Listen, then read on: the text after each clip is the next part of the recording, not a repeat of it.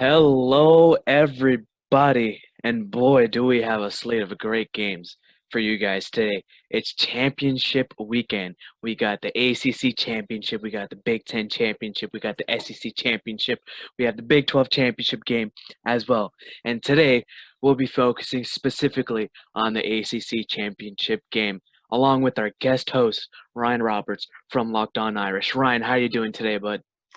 I'm great, man. I'm great. I really appreciate you again taking some time. It's an exciting weekend of games, like you said, getting a little normalcy, a little championship atmosphere. So I'm just happy to be on here. And tell us a little bit about yourself, Ryan. Tell us what you do on that Locked On Irish. Yeah, absolutely. So Ryan Roberts, the director of scouting over at NFL Draft Bible. You can find me at Rising Draft on Twitter. Like Hassan said, I am the host at Locked On Irish, a part of the Locked On Podcast Network. So my roots come from an NFL draft background, but I just had the opportunity about a month ago to start covering Notre Dame, which I've been a fan of since I was a little kid. You know, my dad is a lifelong Notre Dame fan, so it's pretty much from birth that I've been an Irish fan and supporter. So anytime I get a chance to hop on, talk NFL draft or some Notre Dame football, it's always a good time. It is, and you might find this fascinating, but my dad and I are Miami Hurricane fans down here I'm in so, Miami. I'm, I'm sorry to hear that right now for you after last week. Oh man, I know Will Manto and I were talking the preview game on that, and we talked about what they needed to do to win the game.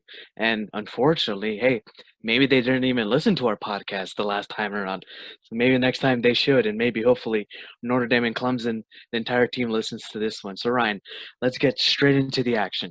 This is a rematch of a couple weeks ago between Notre Dame and Clemson. We saw Clemson did not have Trevor Lawrence, and that was a big factor heading into the game. And DJ Uiagalelei, he played very well against a stout Notre Dame defense, taking them into overtime. I believe it was triple overtime. Correct me if I'm wrong. Nope, you got it. And Notre Dame took the win based off of Kyron Williams' 23-yard rushing performance. Now, Ryan, Mhm. on Saturday, these two best teams in the ACC will square off in North Carolina with a college football playoff spot or two on the line. Uh, if Brian Kelly applies the same concepts to limiting production, such as he did against Sam Howell in North Carolina, will it work against Trevor Lawrence and Travis Etienne? Well, I think that the way Notre Dame's been winning games this year, going back to the 47-40 victory over Clemson, going back to the 31-17 victory over North Carolina, the key to Notre Dame's victories have always been the same. We need to limit the running game on the offensive side of the football from the opposing team because at the end of the day, Notre Dame's strengths have been the offensive and defensive lines through the majority of the season.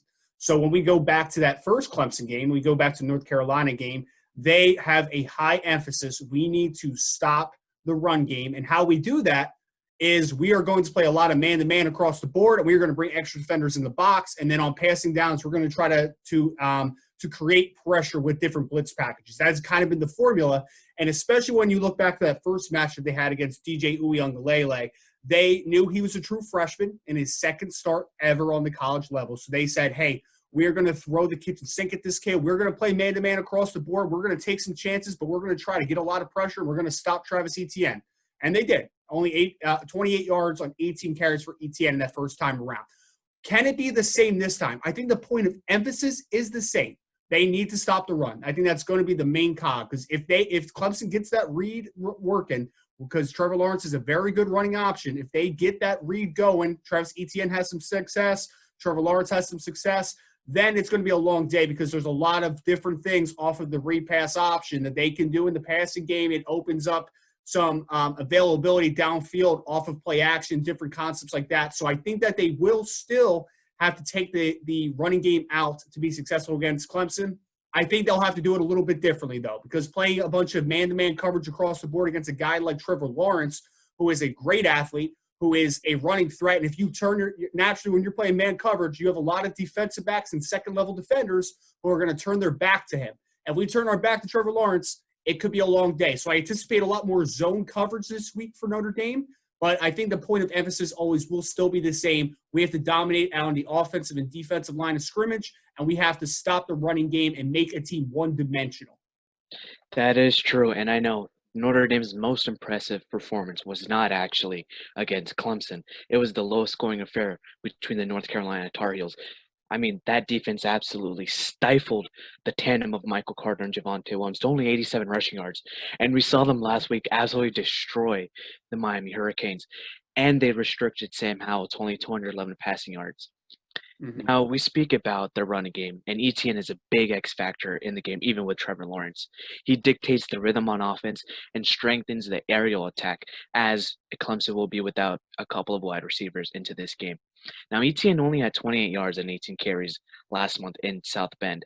Now, as you said, they're going to switch from man to zone most of the time, specifically with Trevor Lawrence, because he can absolutely destroy you guys in the seams with man coverage. If the wide receivers do not do well against man and zone coverage, I am willing to bet ETN will be the main guy in the passing attack, specifically in the short yardage passing game. Now, what concepts will the linebackers and the safeties and the secondary use to limit ETN and make sure that ETN is not used as a gimmick and opening up lanes for those deep shots Trevor Lawrence could take? Well, I think that if you go back and you tune into our preview show of when they played Clemson the first time, my biggest concern, honestly, because Amari Rodgers is a good football player. He's going to the Senior Bowl. Cornell Powell's had a breakout year as a redshirt senior. They still have some guys at wide receiver, even after losing T. Higgins and Justin Ross to the injury this year. Obviously, they're losing a couple really great wide receivers, but they still have some guys. That's not really an issue for them. But what I was terrified about is actually that same concept. I'm terrified about Travis Etienne being situationally pressed into a man-to-man opportunities against some of the less athletic second-level defenders for Notre Dame. That's Drew White, who's a very solid linebacker, Bo Bauer, very solid linebacker, but they're not incredible athletes. What I thought was going to happen the first time around was, hey, Jeremiah Owusu-Koramoah, maybe even Kyle Hamilton would be the guys that would be pressed into some man responsibilities against a guy like Travis Etienne. Travis Etienne, had a few catches, but he wasn't, it didn't kill us. We were still kind of keeping things in front of us. I think that it's going to be definitely something that you're always wary of because, Travis Etienne is one of the best playmakers in all of college football. So I think potentially playing more zone for Notre Dame and picking your spots with man might actually help them a little bit. Because now we have their eyes in front of them. We can collapse with Travis Etienne. We can give them some yards, but hey, we're going to come up. We're going to rally up. We're going to make tackles. What I don't want to see is too often more than not number 40, number 33, number 52 for Notre Dame in man-to-man coverage because that's where the opportunity for Clemson to exploit some advantages athletically can really come into play. And, we talked about Travis Etienne and Dolphins fans, a majority of our listeners are looking to pick up either Travis Etienne or Najee Harris in the draft. And Etienne is going to be a big name to watch come this Saturday.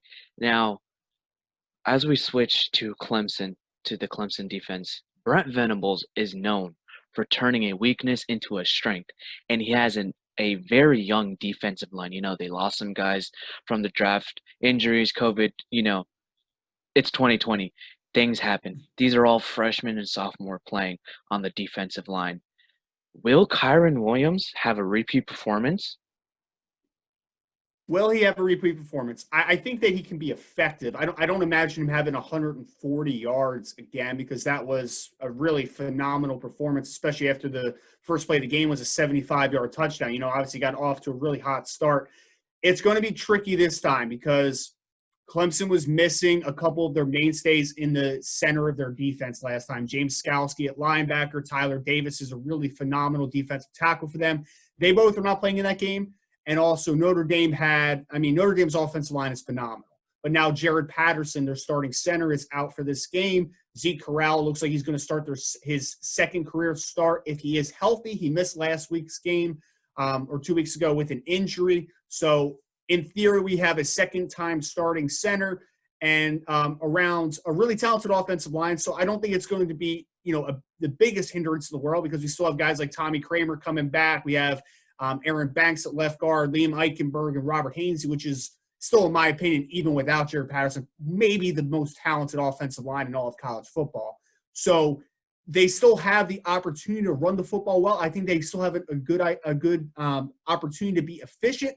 I don't think it's going to be as effective as last time, though, because, again, with Tyler Davis, James Skalski, and Jared Patterson out of the game now for Notre Dame, it's going to be a little more tough sledding. It's not going to be it's super easy. They're not going to be able to dominate the line of scrimmage to the highest degree that they did the first time around. I think they're going to have to get a lot more creative with their looks in the run game and maybe use a little more misdirection this time around to really influence the defensive line and get them in the wrong gaps in the wrong times. I know, and the Notre Dame offensive line, I mean, these guys are absolute maulers. Liam Eichenberg is probably, and I'm going to spoil this, he's one of the top tackles on my draft board. I'm not going to spoil my top 5 offensive tackles on the draft board, but hey, he's up there, okay? And Ian Book will be critical in this game, just like the last game. As you said, feasting on misdirection and play action passes. Now, if at worst, and I mean really the worst, if the run game somehow does not get going, how will it look for Book in formations and play calling? And will the combination of Skrionic, Davis, Meyer, McKinley be enough to get that passing game going? It's if they are not effective running the football, it's going to be a long day for Notre Dame because, again, where Notre Dame has the biggest disadvantage is on the outside, both on offense and on defense. Clemson has a couple awesome corners, Darian Kendrick, who is a draft-eligible junior who's very talented, Andrew Booth Jr., the sophomore, who's not draft-eligible, but probably the better of the two and a very talented player. Ben Skoranic's a good football player. Just got a Senior Bowl invite before he popped on here. Javon McKinley is a good football player. Avery Davis is a good football player. They're all good football players. But if if Notre Dame is forced to win one-on-one matchups against those guys consistently, it's not going to be very advantageous to winning. We need them to be able to pick their spots in one-on-one situations. The offensive line has to dictate the running game success. How is it going to be different? I think multiple looks, maybe get a little jet action going, maybe get a little end-around action going. Ian Book, I think, in the zone read game will have to be bigger this time than it was in the first game overall. He ran the ball pretty well, but it was kind of off, out of structure runs and kind of, extending the pocket was more of his bread and butter running the football last game. So I think you have to really switch up the looks. And if Notre Dame is going to be successful, they have to be able to run the ball in some sort of way because if they are just a very predictable offense that has to win one-on-one matchups outside against Clemson, I don't think they're going to be successful, be point blank with you. Because, again, Darian Kendrick, Andrew Booth have the advantage over guys like Skoranek and McKinley, even though they've had good seasons overall. Yeah, and that's going to be something to watch out for. And as we said, Notre Dame's offensive line, they're maulers. They should be able to get the run game going. It should be a good game for the running game. Now, the mismatch in this game is obviously Trevor Lawrence, who is arguably the best quarterback right now. He's able to diagnose the defense, whether it be man coverage, blitzes, or zone coverages, and even be a run threat as well.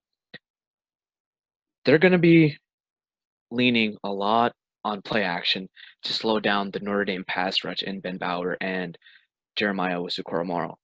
How does Notre Dame take down Trevor Lawrence and put him on the ground? Well, I think this time around, it's not going to be manufactured pressure as much. I think how we're going to have to win. I think the biggest weak point of Clemson's team is their offensive line. They have Jackson Carman at left tackle, who's decorated, but besides that, they're a young offensive line, not a ton of next-level talent. If Notre Dame is going to get that pressure, because, I don't think they're going to play a ton of man-to-man coverage this time around. I think there's going to be a lot more zone with some man mixed in. So if that is the case, guys like Dalen Hayes at defensive end, Adi Ogundiji, you have to get something inside. Like the defensive line, I think, is going to make or break this game. If they're constant pressure on Trevor Lawrence, not even sack him, but just to make him a little fluster, force him into a bad decision. Because I think the biggest misnomer from last game is if Trevor Lawrence plays, does Clemson probably have a better chance to win? Absolutely. But to just throw the game out and say, if Trevor Lawrence plays, Clemson wins, I think it's just an impulse reaction, and I actually hate it because that's to say, like, Trevor Lawrence is perfect. Trevor Lawrence throws interceptions. He fumbles at times. How do you know that he was going to play a clean game? You don't know that. You don't know what his performance was going to be on that day. So to get him rattled a little bit, it's going to be up to the front four of Notre Dame with some blitzes mixed in, but not as much as last time. I think if the defensive line for Notre Dame is going to be the big decider in the game, if they're able to create pressure without having to blitz a ton, I think Notre Dame has a pretty good chance. Now, this game is going to be in North Carolina, and Clemson is a little bit closer to North Carolina, and Notre Dame is going to have to make that long trip. Dorier for Notre Dame has been in a funk for the last few weeks. Can he return, and will that be a factor if the Irish lose this game? Well, I think if you're anticipating a close, hard-fought football game, then kicking is always going to be a very important, side of everything. Whether that comes down to a game-winning kick or just the not having to chase points at the end because maybe you missed an extra point or you missed a field goal early. It obviously is a very important aspect of the game, a third of the football game. And, when Jonathan Dorr was having a very solid season early, and like you said, the last couple of weeks, he struggled a little bit. He's missed a couple of kicks. He hasn't looked quite as good. I think he can get back, though, because, he's had now this will be 2 weeks off, preparing, getting healthy, getting back to form potentially, making corrections, whatever the problem was with why he was in that quote unquote funk. I think he can definitely get back there. And I think that it is going to be very important because we don't want there's those hidden points, those hidden moments in football games, missing extra points, missing field goals, put you behind points early, right? And we don't want to be having to chase points. We need every point that we can get in the very most important parts of the game. So I think Jonathan Dorr is going to be a big factor in this game. And I think, yes, with the time to rest, getting back in the form, getting ready, it's snowing right now up here north as well. So it might be nice to be maybe a little better weather than what he's enduring right now. So I think he can get back on course. I think he's going to be a big part of the football game. Yeah, and we hope it's a hard-fought football game. Now, there are two keys for Clemson winning this game. Number one, they cannot let Notre Dame get out to an early lead. The reason is that it makes the second half more advantageous to Clemson. You look at the previous games Clemson played against Boston College. Yeah, that was a tight game in the first half. Against Syracuse, that was a little bit choppy. Notre Dame as well, that went into triple overtime, and against Virginia Tech. Clemson has shown when they're absolutely bullying people in an early lead, they play even more powerful going after halftime. The second key is Trevor Lawrence, and as you mentioned, he's a 75% passer when not pressured. When pressured, he completes under 40% of his passes, which is not a recipe for success. And Notre Dame was great at getting to Sam Howell a few weeks ago. They got to DJ Wangalele a couple of times as well. And in that North Carolina game, they were able to shut North Carolina out, even without Kyle Hamilton. So we'll see if they're able to replicate that. Now, Ryan, what are the keys to the game for Notre Dame in order for the Irish to win this game? It's the same as it was the first time around, I would say. We have to win first down. We have to make things a lot easier for us, and that's both offensively and defensively. Then that goes very specifically to the running game.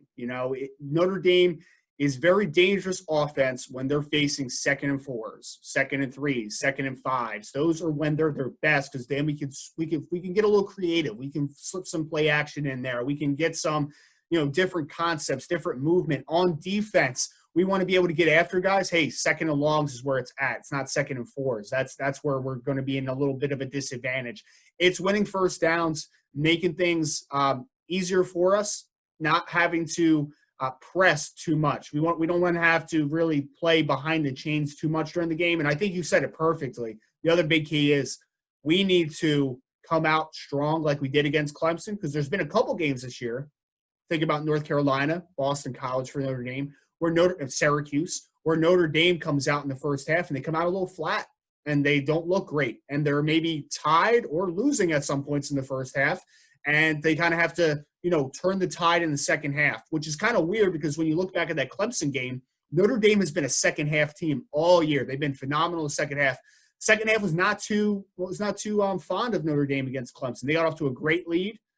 Then they had to fight back at the end, force overtime, and then win it in overtime. I think if they're going to be successful against Clemson, you have to again get off to a fast start. You have to be tied or winning the game at halftime. If we're playing behind the chains, we're playing behind the sticks constantly all game, we're forced into having to throw the ball very predictively. That's when Notre Dame could get in trouble. I'll let you know what the outcome of the game is going to be at halftime. If Notre Dame is just tied at halftime, I feel good about the chances. If they are losing by a touchdown or more, then I think the game gets a little dicey.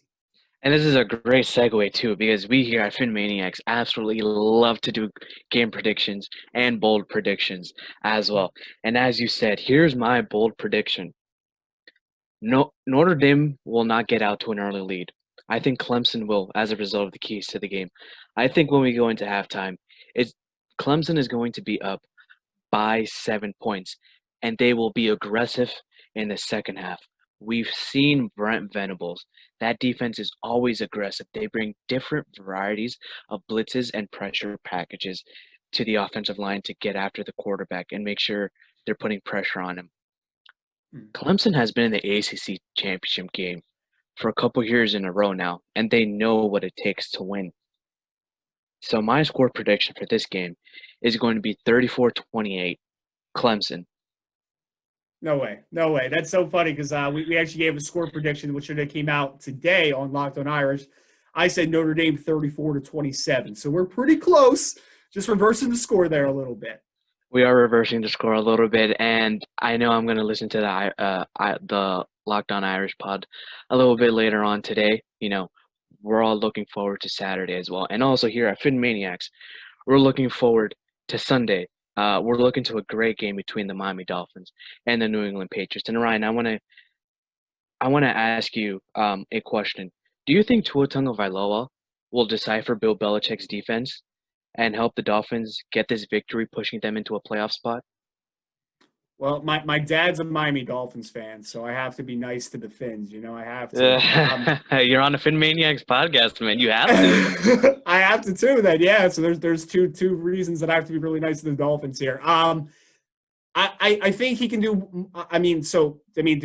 To be frank with you, New England has not looked great all year. Offensively specifically, defensively, they've had their spurts of playing good football because they have a great defensive coach. They have a great defensive system. Always. I've been impressed with Tua, though, over the last few weeks. He had that one game where they took him out against Fitzpatrick a couple weeks ago. But besides for that, man, he's played really solid football.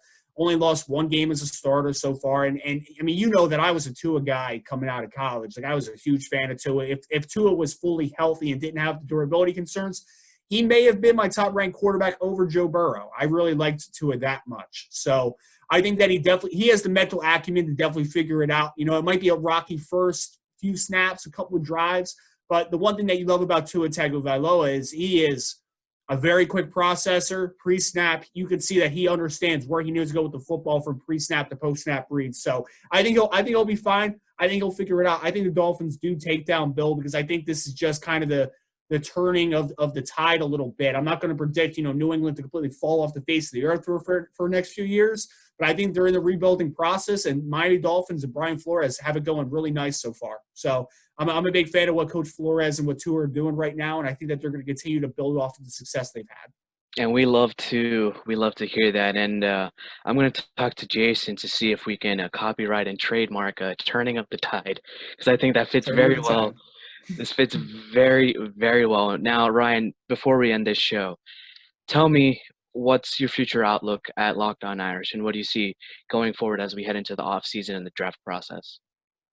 Yeah, it's going to be a lot of fun, just on top of what I do in the NFL draft size thing with Draft Bible.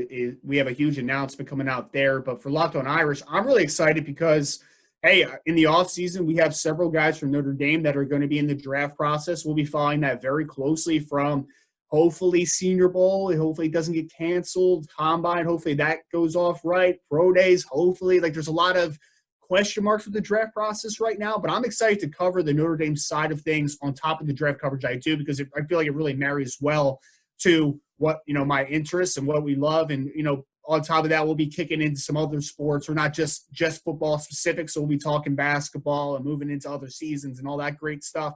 But I think one thing that's really going to be a lot of fun is covering this draft process, both from an evaluator perspective, but also from the lens of a Notre Dame supporter as well. And here we're excited for the offseason and draft process as well. The Miami Dolphins have a variety of picks that they can do. And over here at PhinManiacs, I will be overtaking the draft process as well, looking at prospects, doing a couple of podcasts as well. And as you know, I do my Saturday scouting combine and come out with my articles highlighting a couple college players as well that could help the Dolphins. And here at PhinManiacs, we look forward to covering pro days. We look forward to covering the Senior Bowl, and we are absolutely stoked for the 2021 NFL Draft. So, PhinManiacs, for all the listeners out there, please make sure you listen to Locked On Irish. Make sure you watch the ACC Championship game because it's going to be a must-watch. And make sure you follow Ryan Roberts at on Twitter at Rise and Draft on Twitter. Ryan, thank you so much for being here today. And as always, guys, fins up.